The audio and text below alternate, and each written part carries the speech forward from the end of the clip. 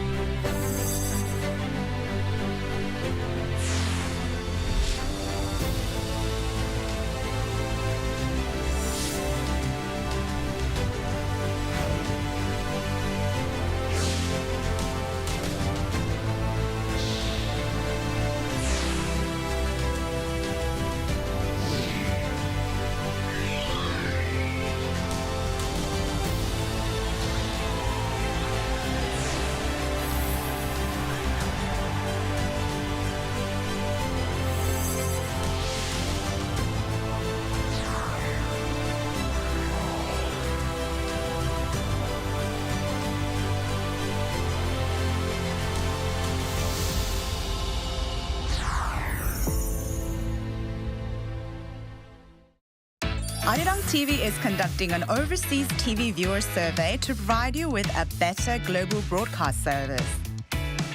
Share your valuable feedback on the Arirang TV website www.arirang.com or mobile application. Survey participants will be selected at random to receive special gifts.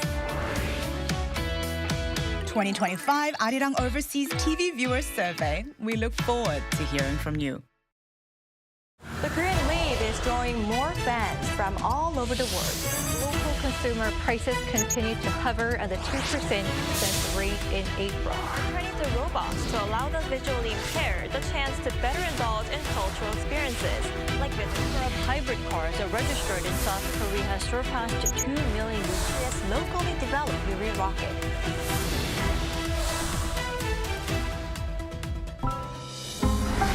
아리랑 도시는 세계와 연결되어 문화를 창조했고 새로운 것을 받아들였다. 함께여서 우리는 더 자유롭고 더 멀리 갈 수 있어.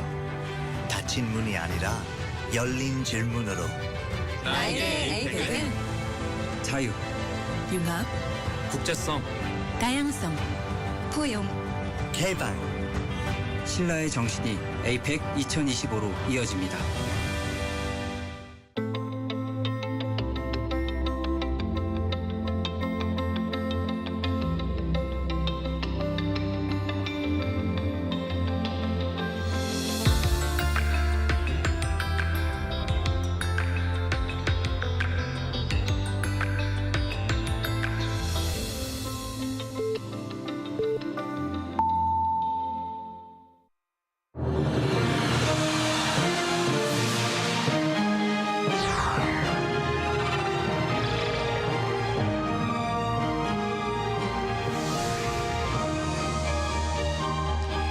Welcome to our morning edition of Arirang News. We begin with these stories making the headlines at this hour.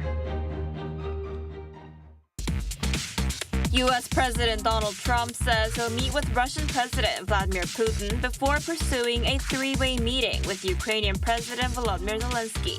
Trump also says he'll try to get back territory for Ukraine during his meeting with Putin on Friday.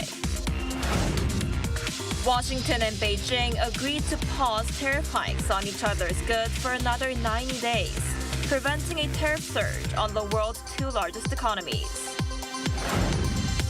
Golden, the soundtrack from Netflix K-pop Demon Hunters, has reached #1 on the Billboard Hot 100, making it the 9th song associated with Korean pop to top the charts, and the first by female lead vocalists. We begin in the United States, where President Donald Trump has said he'll hold talks with Russian President Vladimir Putin this week in Alaska. The U.S. leader also said that following the talks, he would pursue a trilateral summit with his Ukrainian counterpart, Volodymyr Zelensky. Our Lee Jae reports. U.S. President Donald Trump confirmed on Monday that he would be holding a face-to-face meeting with Russian President Vladimir Putin on Friday in Alaska. Trump also raised the possibility of a trilateral summit involving Ukrainian President Volodymyr Zelensky after his one-on-one talks with Putin. However, he said while he would be available if needed, he'd prefer a bilateral meeting between Putin and Zelensky.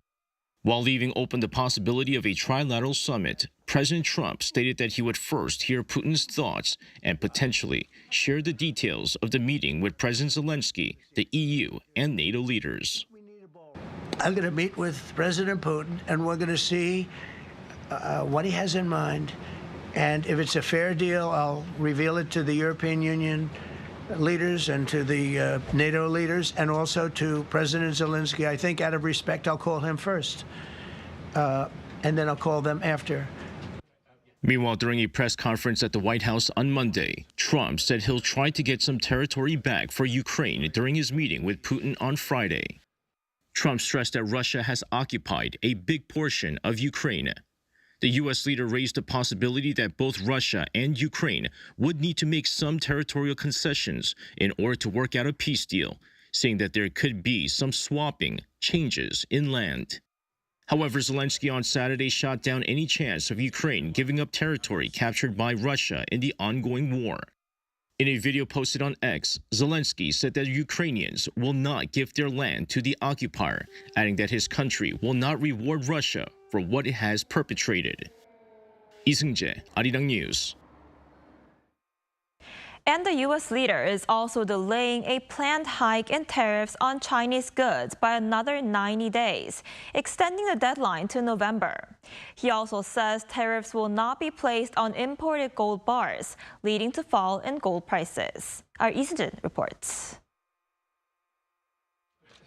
U.S. President Donald Trump signed an executive order on Monday extending the U.S.-China tariff truce by 90 days. The move finalizes the outcome of last month's high-level trade talks in Sweden. As a result, U.S. tariffs on China cut to 30% in May, and China's tariffs on the U.S. lowered to 10% will remain in place until early November. We'll see what happens. We've been dealing very nicely with China. The relationship is very good with President Xi and myself. Analysts say any breakthrough is likely to come only after a face-to-face meeting between President Trump and China's President Xi Jinping, possibly on the sidelines of the APEC meeting in Gyeongju, South Korea this October. Trump said in an August 5th phone interview with CNBC that Xi had asked for a meeting and that they would most likely meet before the end of the year if a deal is reached. In a separate announcement, Trump said gold imports will be tariff-free. On Truth Social, the president wrote gold will not be tariffed. The post came after reports that U.S. Customs plan to apply tariffs to 1 kilogram gold bars, news that sent prices to record highs last week. Following Trump's statement, gold futures fell more than 2%, calming earlier market jitters. 이수진, Arirang News. So as we just heard, the world's two largest economies are expected to extend their truce on tariffs, while the Trump administration is also planning to impose 100% tariffs on foreign-made semiconductors. For more on how this may affect Korean businesses and the economy, we're joined by Professor Kim Hwa-gyun, Professor of Banking and Finance at Texas A&M University Mays Business School. Professor Kim, thanks for joining us this morning. Thank you for the invite. So the tariff truce between the U.S. and China was initially set to expire on Tuesday, but it's now been extended for another 90 days. How is this expected to impact the global economy? So first of all, this pause was somewhat expected in that most of the media said it's not going to be done because obviously the President Trump's style is, the negotiation style is in-person meeting. Usually that's when things are done. So it was rather expected, but still this pause actually gives some positive overall effects to at least the US firms and consumers, in that this very high tariffs is not going to affect their everyday consumption in the production. But in that sense, there's some different aspects of uncertainty growing, because tomorrow morning inflation data, CPI data, is going to be released, and economists have been somewhat warning about the possibility of the surge in July inflation. So maybe market participants think this extension of pause as a guard against some higher inflation released tomorrow. So if that's the case, then maybe inflation is a concern and kind of overall snowballing can actually happen. So maybe people actually are worried a bit about this kind of angle as well. I see. And eyes are now on whether Korean chip makers will be impacted by the Trump administration's new tariff on semiconductors. Will Samsung Electronics and SK hynix be exempt from them as they're building plants in the United States? And what do the tariffs mean for the prices of electronic devices like smartphones and computers? Yeah, so on the first question, I think, we don't know yet, because Mr. Trump's actually comments are somewhat always pivotal and non-committal, but the Samsung and SK hynix are likely to be exempt from this Trump administration proposed 100% tariff on semiconductors, because obviously, as you mentioned, they have invested heavily in the US and also committing to building a new factory for SK hynix. So as long as this is not too narrowly defined in terms of the domestic production, I think both Samsung and SK hynix are well prepared. So in that sense, I think it is fine. But we have to see what's going to happen in terms of the finalizing this deal. In terms of this meaning of the tariffs, obviously on our daily lives are completely depending on the electronics such as smartphone, TVs, and internet-based machines. So in that case, semiconductors are going to be extremely important. Therefore, the prices of consumers and also producers actually will eventually go up. So the most important effect is going to come through the inflation. So here's kind of the deal. So the smartphone prices or the TV prices or a car price is not going to go up instantly just because semiconductors go up in terms of price. But at some point when the new products are released, the firms will eventually adjust this price to increase. In that case, consumers, if they buy it at higher prices, then that means they have to have this burden of higher prices. If they decided to resist and not buying it, then I think firms have to absorb this. That means the recession is going to be more likely. Therefore, we will see the stagflation. So that's going to be the overall impacts actually of this huge tariffs on semiconductors, because it's so important in our daily lives nowadays. Right, and it was recently unveiled that Samsung Electronics will supply chips to Tesla and Apple from its new facility in Texas. What do you think drove these tech giants to select the Korean chip maker, and how might these deals help Samsung regain ground against its biggest competitor, TSMC? Right. So obviously, in case of this, the Apple, I think this is image sensor, and this was almost monopolistically produced and supplied by Sony, I think, in Japan. So from Apple's point of view, having more diversified suppliers, especially for this type of important parts, I think in terms of earning the bargaining power, therefore they can lower the price, etc.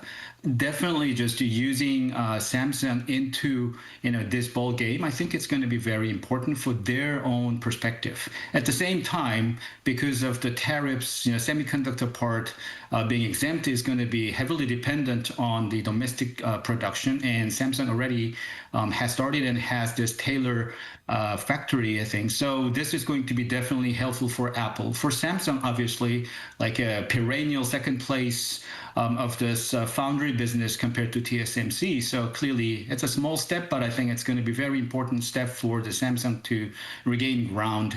For the same reason, Tesla's actually domestic sort of production in cooperation with Samsung is going to be very important, so that the Tesla can actually diversify its production scale, not just depending on or relying on TSMC. I see. And it's not just for semiconductors, but Trump also said he'll initially impose a small tariff on pharmaceuticals, but said it could eventually reach up to 250%. How must Korean companies prepare for this measure?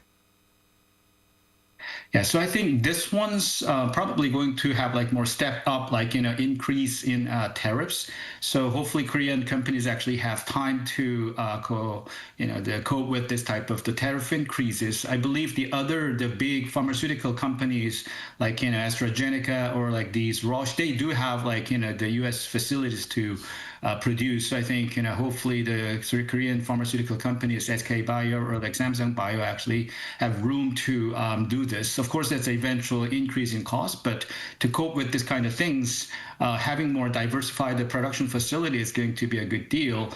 Another sort of important part is the Korean, the medicine prices are extremely cheap. So I think this can be used as some leverage from the U.S. side in terms of negotiating increases in the medicine price in Korea, actually using this. So that part, I think we have to wait and see how this is going to play out in the future. I see. All right, Professor Kim, I'm afraid that's all the time we have for today. Thank you so much for your insight. We appreciate it. My pleasure.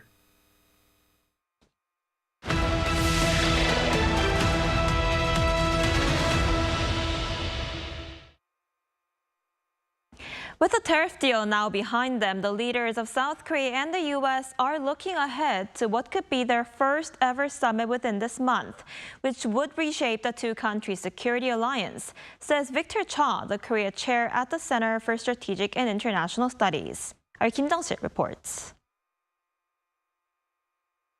The tariff deal announced late last month may have dominated headlines, but for veteran Korea watcher Victor Cha, its biggest impact is on the agenda it clears the way for. Now that this has kind of been at least in a framework agreement stage, that really opens up space for the two leaders to talk about all the other things that are important in the alliance. They can get back to talking about the issues that matter on security, on the military, on defense and deterrence. That, he says, could set the stage for adjustments not just in policy, but in the alliance itself. I think they will. There will be some changes coming to the alliance. We've already seen them on the economic side, but there could also be some coming on the security side. Could you give us an example on what changes could come, and if you can just predict? We know very clearly that President Trump wants Korea to pay more for the stationing of U.S. forces in Korea. On the Korean side, the Lee government, progressive governments in general, have been very focused on trying to return OPCON transition. So that's something that could certainly come up. And President Trump has made no secret of his desire to reduce the U.S. military footprint in Korea, and in including the number of ground troops that are in Korea. So those are three big areas where we could see potential change. Dr. Cha says any troop drawdown could be part of a broader alliance modernization, pairing fewer ground forces with more air and naval power and stronger South Korean intelligence and surveillance. If that's all packaged together as part of a dual effort to modernize the alliance, then I think you don't have any problems. Then I don't think you hurt deterrence, you strengthen the alliance. But he warns that acting without consultation could have the opposite effect. But if the United States just starts doing this unilaterally, just starts pulling forces unilaterally without much consultation, that can weaken the alliance and can also create miscalculation or misperception by the North Koreans and the Chinese that the alliance is weakening. Still, he says a trade deal opens the door for talks on key security issues, and their first meeting could determine whether the allies move toward a stronger, more modern security partnership. Kim Jung-sil, Arirang News.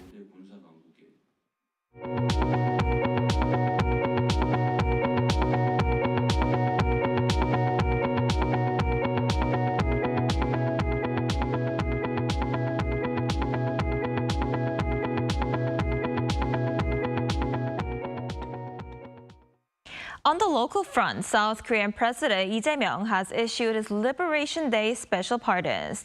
The clemency list spans high-profile politicians, business leaders, and members of the public. Our top office correspondent Song Yujin has the details. With South Korea's National Liberation Day on Friday, the customary presidential pardons have been announced. At an extraordinary cabinet meeting on Monday, clemency was granted to 2,188 people. This round of pardons is aimed at responding to the call for national unity, creating an opportunity to overcome division and conflict, and revitalizing the struggling economy amid global uncertainty.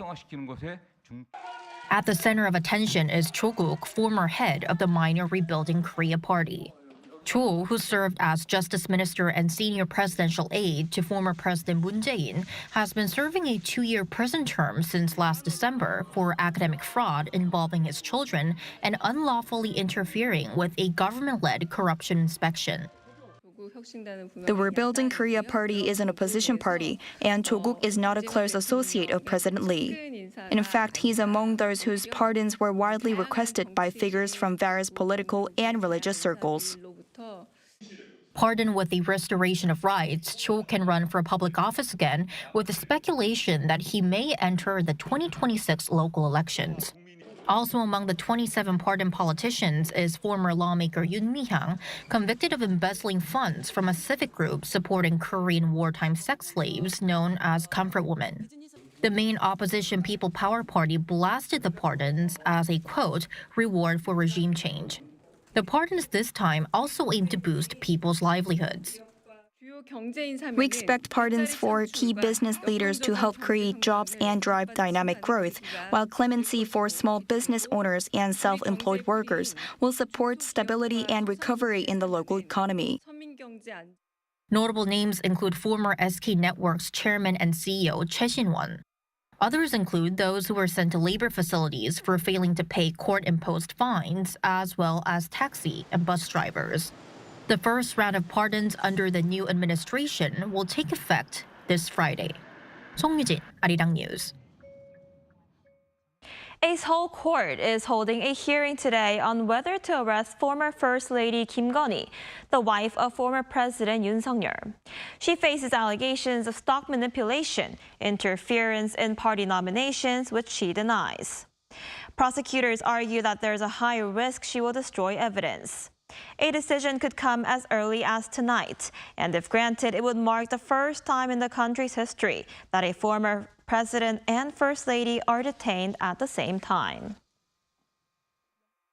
A song from an American animated film about Korean pop stars is now topping the U.S. charts. According to Billboard on Monday, Golden from Netflix KPop Demon Hunters hit #1 on its Hot 100, making it the 9th song associated with Korean pop to top the chart, and the first by female lead vocalists. During the first week of August, the song garnered more than 31 million streams, representing a 9% increase from the previous week, while radio plays surged 71%. The Hot 100 ranks the most popular songs across all genres in the U.S., based on streaming, radio airplay, and sales. The song also topped the British official singles Top 100 earlier this month.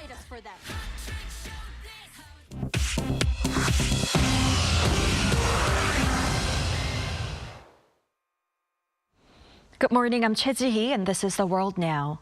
Starting in the United States, President Donald Trump has declared a public safety emergency in Washington, D.C., placing the city's police under direct federal control.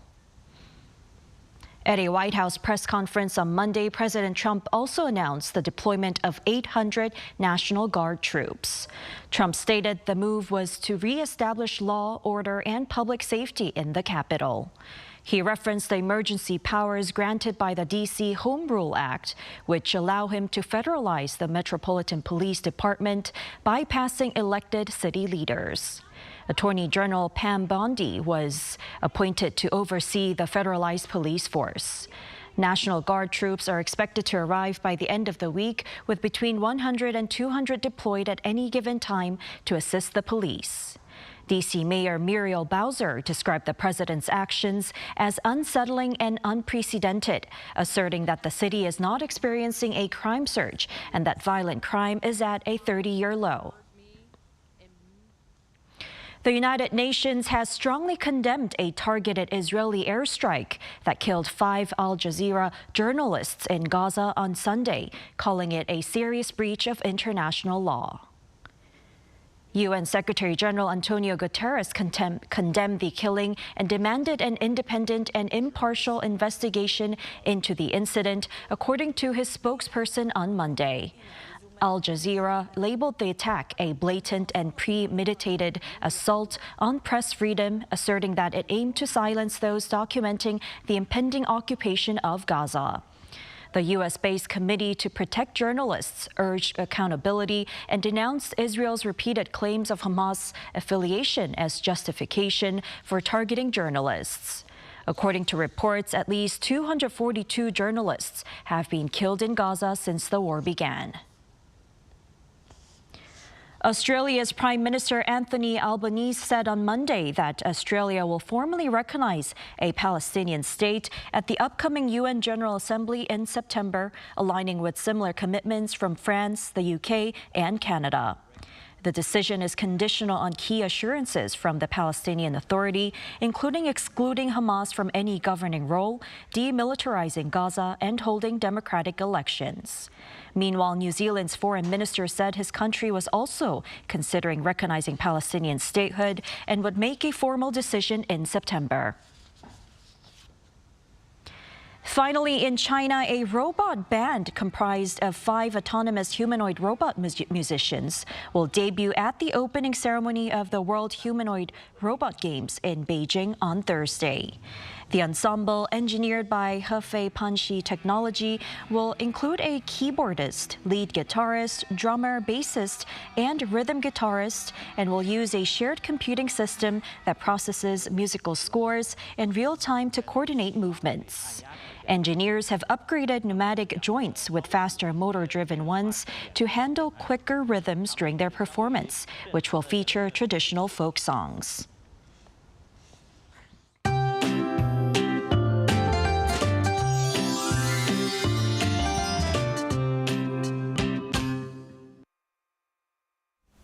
Those in southern regions need to brace for more rain today. A strong band of rain clouds is moving over the south coast and areas of Gyeongsang-do provinces, with a heavy rain advisory being issued in Jeollanam-do province this morning. So most of the southern provinces will get 5 to 40 millimeters of rainfall. The Chungcheong-do area might get 5 to 10 millimeters through tonight. And the breeze in the morning and evening these days is definitely unusual for this time of the year. Even the afternoons were quite bearable. However, those of us in the northern regions of South Korea will have highs soaring to the low 30s again. Seoul, Chuncheon both topping out at 33 degrees Celsius this afternoon under mostly sunny skies, but Daegu, Gyeongju topping out at just 28 degrees. And as for tomorrow, the central regions will see downpours. Seoul and Gangwon-do province might receive up to 100 millimeters of heavy rain tomorrow.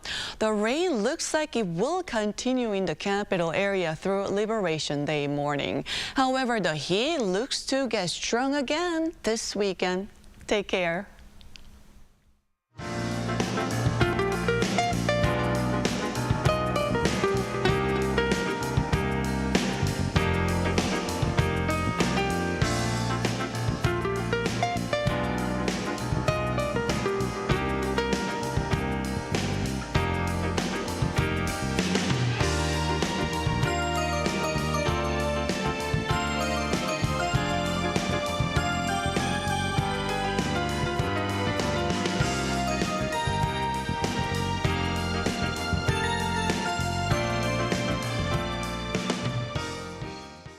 That's all we have for this morning. Arirang News will be back at 5 p.m. Korea time. Thanks for watching.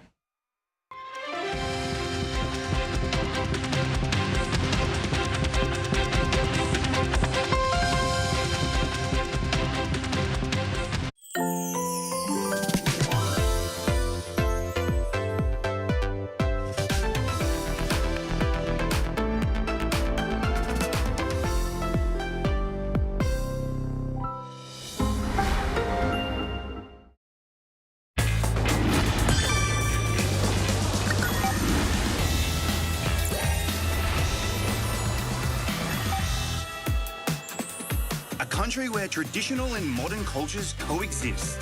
Where you can explore spectacular landscapes and nature. Savor the delights of traveling at every turn. Where? Korea, of course. There are some must-visit places in Korea. Ones that appear in every tour guidebook: Hangang River, Gyeongbokgung Palace from the Joseon Dynasty, and... Yes, these are essentials, but I want to go somewhere a little different. I don't have to follow the guidebook. For example, filming locations for K-pop music videos or K-dramas and movies. Traveling is all about taking it slow. A long walk at your own pace, or even zoning out somewhere quiet. Doesn't it sound relaxing? You travel for the experience, trying something new in a foreign place, de-stressing and making lifetime memories, taking tons of pictures along the way. 70% of the Korean territory is mountainous. Naturally, hiking is a very popular pastime in Korea. Not your kind of activity? Trust me, the view will make the effort worth it. Just catch your breath by the cold stream in the valley. Korea is surrounded by the sea on three sides. From the beach, you can enjoy a wide open view as well as various water activities.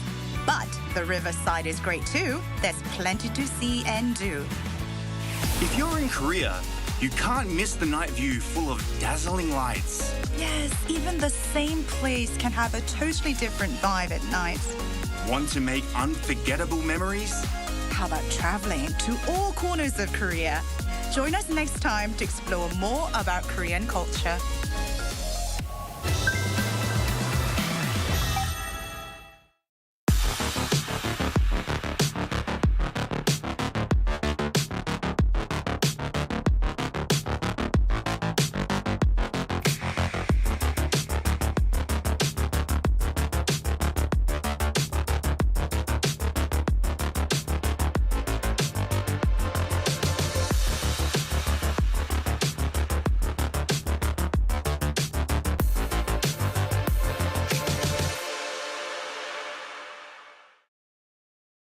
Arirang TV is conducting an overseas TV viewer survey to provide you with a better global broadcast service.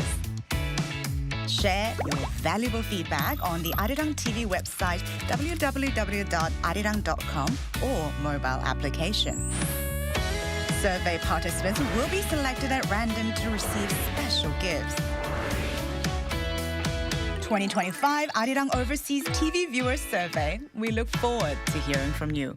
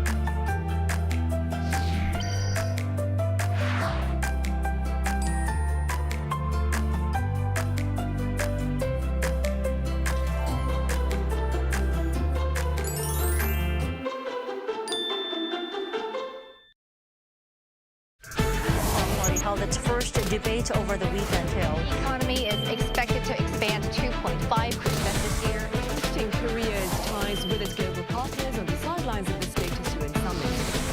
A massive drone attack on Ukraine overnight on Monday and Tuesday.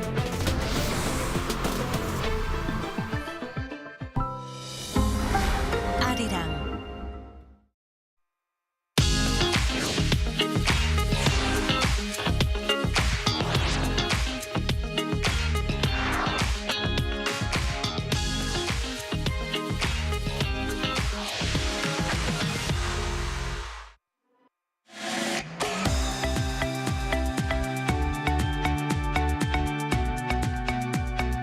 We're here to bring a new type of news show.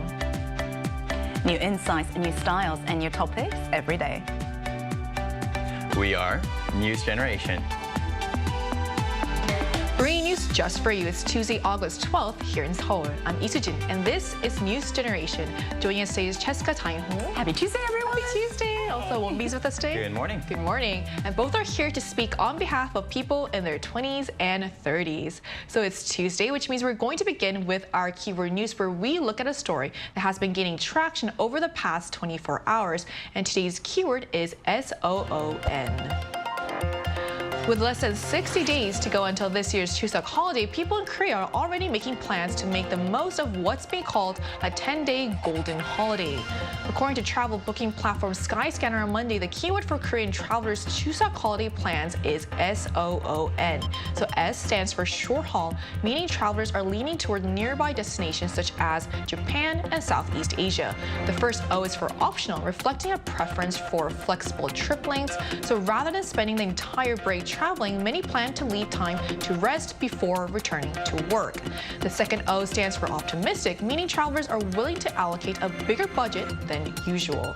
And finally, N stands for new normal, with many respondents saying that traveling during the holidays has become a standard part of how they spend the Chuseok break. So, Wonbin, how are you planning to spend the 10-day holiday? And if you haven't made any plans yet, what would be the ideal way to spend this year's Chuseok holiday? Well, first of all, I'm very surprised that we get whopping 10 days of vacation for this Chuseok, which is amazing.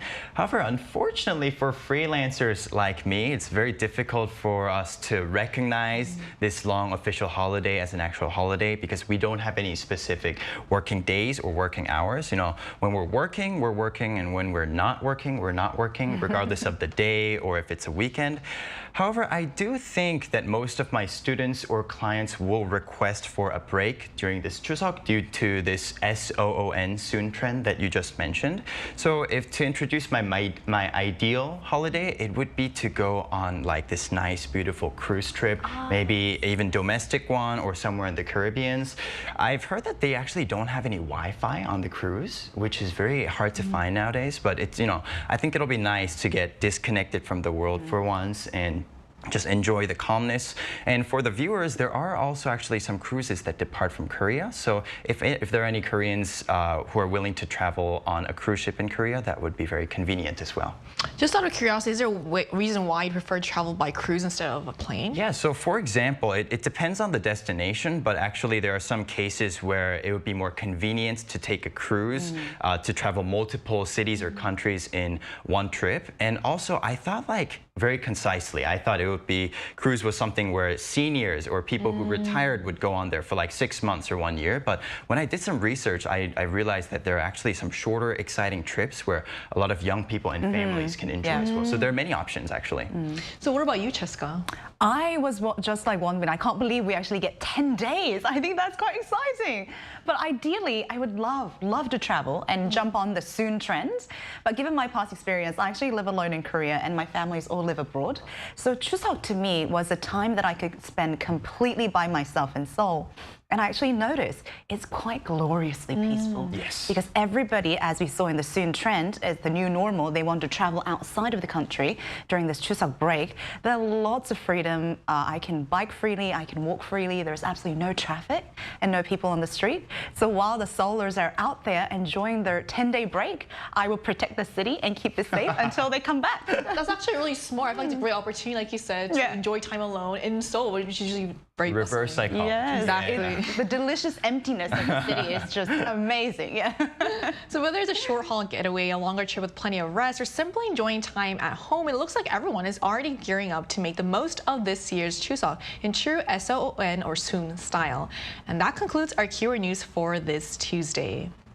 So as we head into the second day of the work week, we're diving into the trend of doing things alone and how more people are embracing independent lifestyles like Cheska. So let's take a look at the screen to learn more. With the number of single-person households reaching a record high last year, the solo lifestyle trend is no longer just a passing phase. It's a reflection of how our values and lifestyles are changing. People are no longer shying away from doing things on their own, and being alone isn't stopping them from living life to the fullest. In fact, many are actively embracing solitude not as a sign of loneliness, but as a form of independence and self-care. From dining solo to pursuing hobbies, traveling, even celebrating special moments alone, this shift is reshaping everything from consumer habits to social norms. So today on News Generation, we're diving into the world of solo living, what it looks like and why it's on the rise. So as we just saw, living alone is becoming more common than ever, especially among younger generations. In Korea, this shift has sparked a whole lifestyle trend known as the Hon life, combining the Korean word 혼자, meaning alone, with the English word life, and it's influencing everything from how people eat to how they spend their free time. So for today's main discussion on News Generation, we're diving into this growing solo living culture and what it says about changing values in our society. So Cheska, I know you live alone, so what's that experience been like for you? Do you enjoy the independence, or has it come with some challenges as well? Oh my God. Okay, so whenever people ask me about what it's like to live alone, there's a common phrase I always use. I call it, independence is the price tag of freedom. Oh, that's great. So, that price tag sometimes can get really hefty, meaning there's a saying among single households that every breath costs. 숨 쉬는 것도 돈이다. Well said. Well said. Right? And everyone who's watching, who's living alone, would be able to testify, including Wonbin, because nothing gets done around the house unless you do it, as simple as picking up like a tiny piece of crumb on the floor. But for me, living alone has been one of the greatest experiences for self-introspection, revelation, and actually discovery, because I think there are certain things that you only learn when you completely isolate yourself and live by yourself, and sometimes those things are good and sometimes they're quite unexpected. You don't realize the side of you that comes out when you completely live alone, and I think everyone should at least have one opportunity to experience that for themselves. Yeah. So what's one thing that you've learned? Like, have you become more responsible, or is there anything else? Oh, everything from being more responsible to being more childish. Being more childish and not more, because I feel like I really want the support from my parents, so I become more clingy. Oh, so you value it more. I value it more, yeah. I definitely become more clingy when I'm with more people, but also because I have to be more independent, I become more responsible when it comes to doing things alone as well, yeah. I see. So how about you, Woman? Do you live alone too? And do you get the sense that solo living is becoming more popular these days? Yes, so I do live alone. I live in Gangnam and I live in a studio. So I live in a studio in a big city. So I think I'm a very good textbook example of the increasing single household nowadays. And because I do fit the textbook criteria, I think I am definitely feeling this increasing trend in single households or Hon life.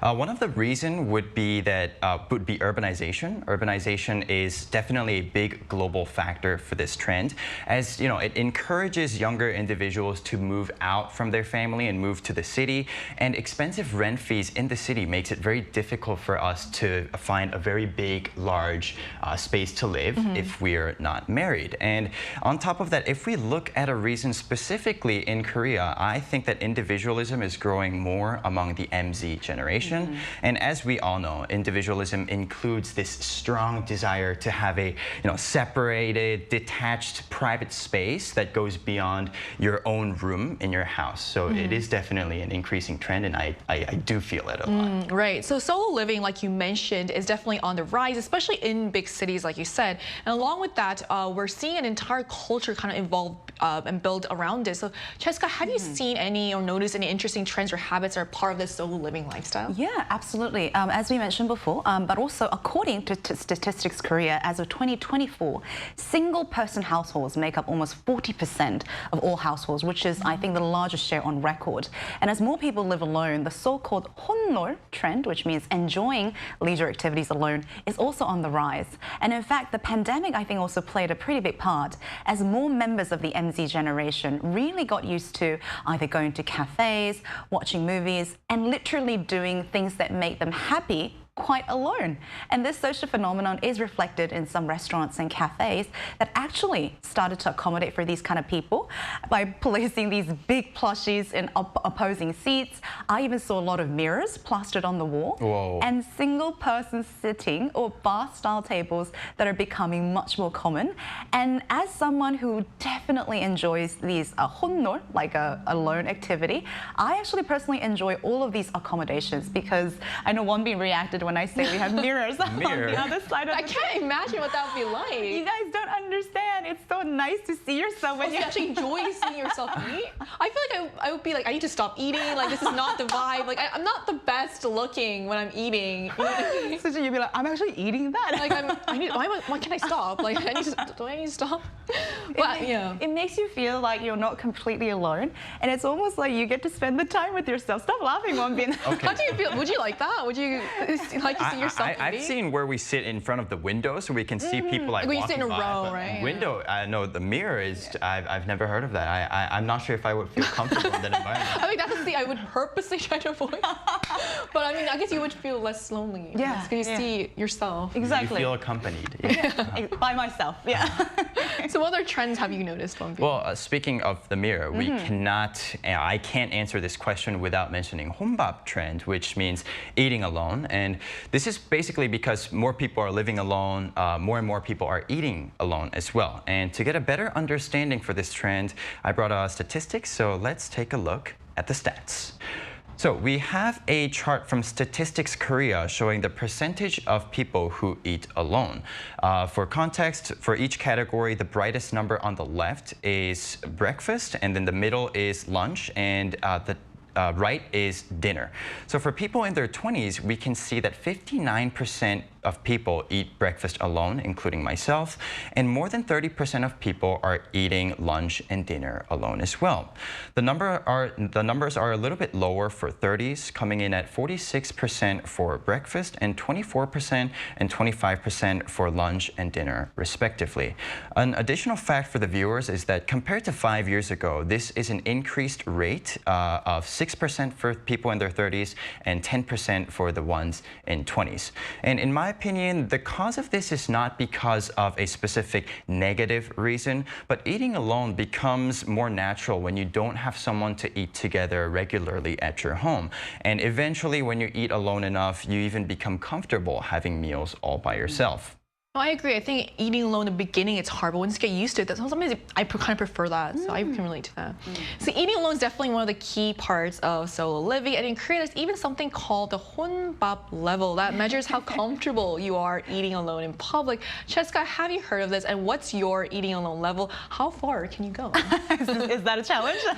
I'm ready. Are you ready for the challenge? Yeah, the level apparently goes from like the beginner to like the middle to the expert, but then there's the master level in Korean, which call it 고수 만렙. I think I pretty much reached the peak very early on. Yeah, I peaked very early. So when I lived in the States, I had absolutely no problem going to restaurants or eating by myself. In fact, I actually enjoy basking in that moment completely by myself. And I remember I even took myself to like one Michelin-star restaurant completely by myself so that I would have no distractions and no people beside me, and I can just be with myself. Enjoy the experience. Enjoy the experience. There was no mirror, by the way. That's good to know. Maybe that helped, actually. Yeah, the Michelin restaurant hadn't adopted the mirror strategy yet. But here in Korea, I've done it all quest by quest. I think the ranking goes from like a fast food to like buffets, going to bars, even though I don't drink, grilling meat alone. So I actually believe that eating alone has become an experience, and I truly enjoy and appreciate the new accommodations that are being adopted in the restaurant, including like plushies and tables, because there are people like me who are increasingly choosing to eat alone. Yeah. I'm glad you mentioned buffets, because I think for me, when I studied in the States, like, you know, all the dining halls are buffet style. That's very true. Yes. Before, like in Korea, I couldn't imagine going to buffet by myself. But doing that, I feel like buffets are actually pretty nice going by yourself. Right. You train, and then you're able to. And then you go, like you said, quest by quest. So what about you, Wonbin? Well, for me, the most notable place that I went to alone would be like a 한식 buffet, which is like an affordable Korean-style lunch buffet. It's usually somewhere where people would go during work for lunch, like with your teammates and everyone, just to go get like a quick cheap meal in and out. But for me, I quite like it to go alone. So whenever I go there, the restaurant is always full with Korean office workers, a little bit dressed up, all in their own tables, but I'm just the only one. But personally, I don't mind eating alone as well. Like sometimes it's pretty nice to have a company when you're eating, but once in a while, I think it's definitely enjoyable to have a meal in peace. I agree. So So Cheska, so aside from eating alone, what are some other solo trends you've come across? I heard this whole solo living movement goes beyond just daily routines, it's even showing up in how people enjoy their vacations, right? Right, we talked about the soon traveling style, but it's only natural, right? The biggest part of pleasure is eating and then traveling. So solo travel is also becoming quite big. Previously, traveling was thought of as a group activity. You find a friend, schedule lineup, and jump on all together. Now on social media and even on news outlets, you see a lot of vlogs, reels, and people talking about solo traveling experience. And Japan has been very well known for these kind of travelers. Even Europe backpacking or any type of backpacking is a big solo traveling trend. And I personally have genuinely loved traveling alone, and you get to really experience it fully and freely. And I can go to all the countries by myself, and you experience it just more when you're by yourself as well. Exactly. So how else is this solo trend showing up when it comes to people's hobbies and free time, Wonbin? Yeah, so as you just said, solo hobbies are definitely becoming a big thing now. In department stores, you can see new stores and sections targeted for single households, and they actually are showing great performances with a 20% average annual growth rate. One example that I have is drones and other camera equipment. So, you know, Cheska just mentioned solo traveling, but drones allow us to record dynamic videos when we're traveling alone. And these action cameras and different camera equipments also do a great job at capturing our trip without a sweat. And there are a few more categories, but one thing that they have in common is that you can do all of them alone. You don't need anyone. Unlike traditional hobbies like sports, you don't need a partner or a team to do the hobby. So solo hobbies are becoming a new trend. So like you've pointed out, it's clear that more and more people are embracing time alone, and as solo living becomes more normalized, it's clear that spending time alone is no longer seen as something negative. In fact, many people are actively enjoying it. So to get a better sense of just how common this shift is in everyday life, we conducted a poll on the Arirang News YouTube channel where we asked, what do you enjoy doing alone the most? So 17% of respondents said they most enjoy eating alone, while 5% prefer drinking alone. A large majority, 70%, chose solo hobbies such as working out, watching movies, visiting exhibitions, flying drones, or filming. Meanwhile, 8% said traveling alone was their favorite way to spend time by themselves. So to get a more global perspective on this issue, we'll be speaking with someone from overseas who's currently living alone here in Korea. And that conversation will take place right after the break, so don't go anywhere.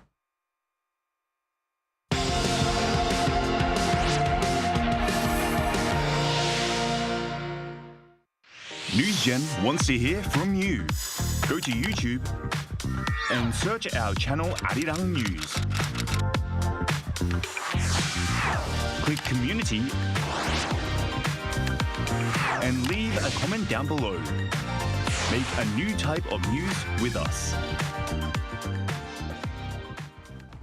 Joining us today is Nina, who's from Finland, but is currently living alone here in Korea. Hi, Nina. Thank you so much for connecting with us today.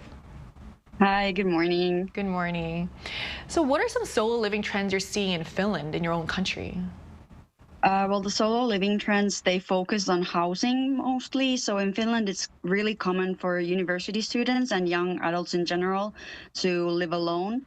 And many young adults, they move out even as soon as they finish high school, so at 18 earliest. And therefore, small and efficient housing has become popular and very sought after, especially in the bigger cities. You know, we're talking about a lot of solo living trends. Do you personally prefer doing things alone? And if so, why? Yeah, I enjoy doing some things alone, especially because it gives me more freedom over my own schedule and decisions. And I'm very introverted as well, so I enjoy time alone. I see. So what do you think are the pros and cons of spending time alone? I think the advantages are that being alone, it really allows for self-reflection and personal growth space, and just pursuing hobbies without any compromising. But then, however, the downside can be that you can feel isolated and you might miss out on some kind of emotional support and shared experiences with others. Great. So thank you so much for sharing your insight with us today and for joining us today. Thank you. Thank you.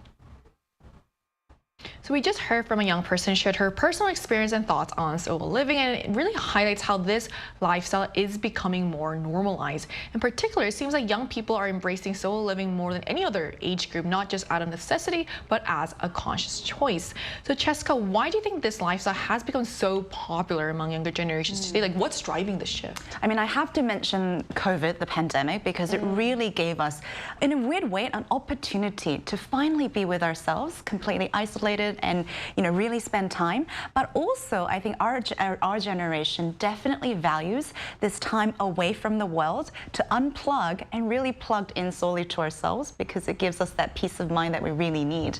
And MG generation truly value our time. So I think that was a combination of those factors that came into play.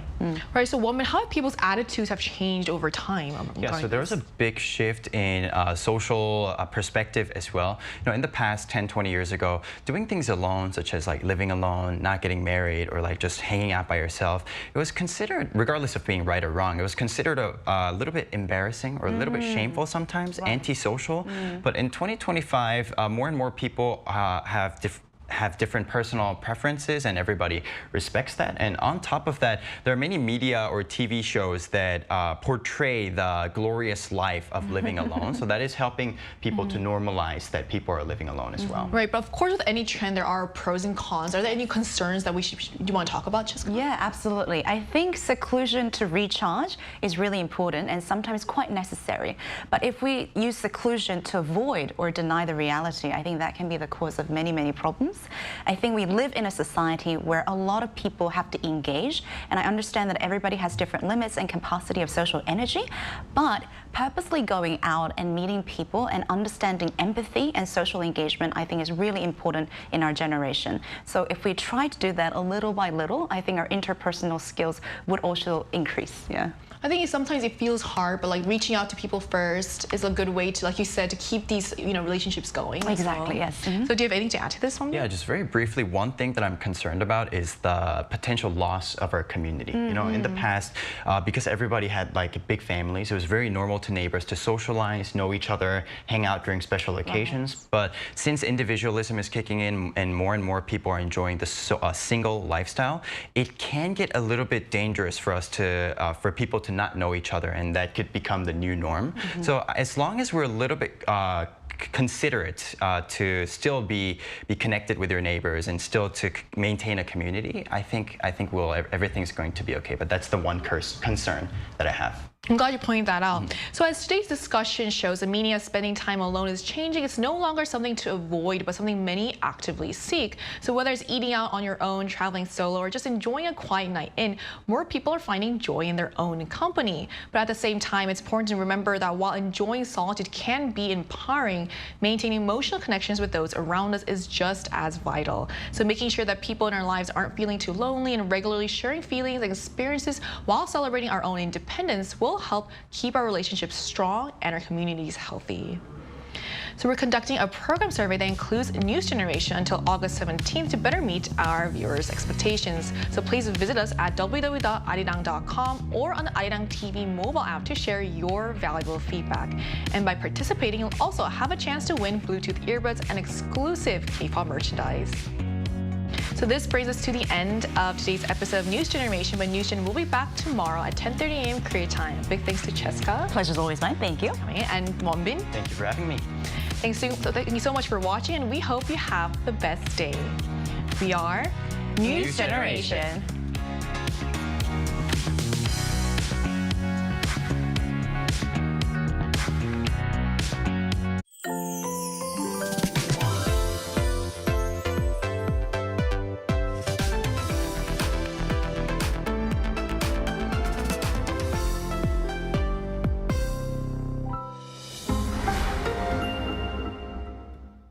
How to survive in Korea. Weddings. Step 0. Attire. As a guest, dress formal to business casual. Avoid wearing all white, shorts or going topless. Step 1. Arrival time. Arrive 30 minutes prior to the wedding ceremony. Too many cars, too many halls, too many people. There are many twists and turns. Take pictures and shake hands. And write your name vertically, not horizontally, in the guest book. Step 2. Or shibor, 50,000 won, 100,000 won, 150,000 won. Cash gifts are given in these units. Decide on the amount based on your relationship. Write your name vertically on the envelope. Step 3. Wedding etiquette. Fill up the front row. Guests have 3 duties to fulfill: clapping, cheering, and taking pictures. Step 4. Dining. Take off your jacket. This will be your seat from now on. Start with the not your everyday delicacies. Galbijjim. Yes. Bosa. Yes. Chili shrimps. Definitely yes. Kimbap. Yeah. Only if you can't live without it. No need to pile up food. You have more than one opportunity. Did you survive the wedding? Wait. Did someone catch your eye? What are you waiting for? You're looking fine today.